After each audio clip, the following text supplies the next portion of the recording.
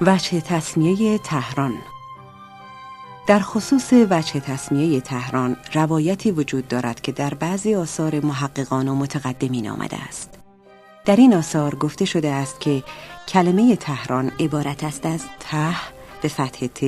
که به معنی انتها و آخر و ران که به معنی دامنه است ترکیب گردیده که جمعاً میشوند آخر دامنه. و چون قریه تهران در دامنه کوه البرز قرار گرفته به آن آخر دامنه کوه می گفتند. در مقابل قریه شمران است که حرف شم معنی بالا را می دهد و ران هم که گفتیم دامنه می باشد، یعنی بالای دامنه، و شمیران را بدان جهت بالای دامنه می گفتند که بر فراز دامنه کوه البرز و بالادست قرار داشت و از آن جمله‌اند قصران و مهران.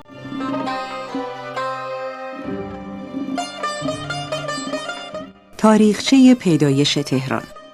تهران شهر ما که امروز از لحاظ عظمت و وسعت وضعی چشمگیر و از جهت جمعیتی حالتی قابل توجه دارد، روزگاری دراز فقط قریه کوچکی بوده که جزو توابع شهر ری به حساب می آمده است.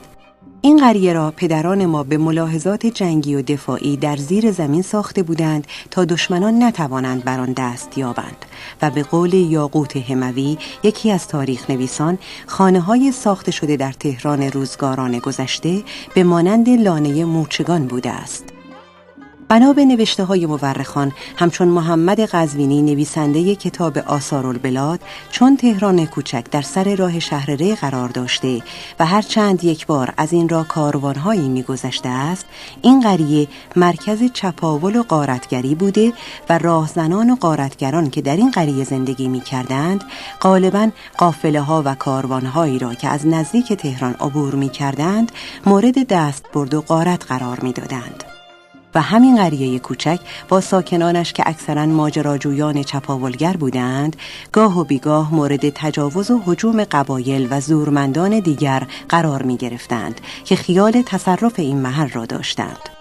ساکنان قریه به خاطر حفظ و حراست خود در شهر سرداب‌ها و نقب‌ها و کانال‌هایی تهیه می‌کردند که به محض اینکه دشمنان و مهاجمان شروع به حمله نمایند، خود را در این محل‌ها که البته از چشم دشمنان مخفی بود پنهان می‌کردند و معمولاً برای اینکه بتوانند مدتی در این نقاط دوام بیاورند و از گرسنگی تلف نشوند، در آن زاغه‌ها و سرداب‌ها آذوقه و خاربار فراوانی از قبل تهیه و تدارک می‌دیدند.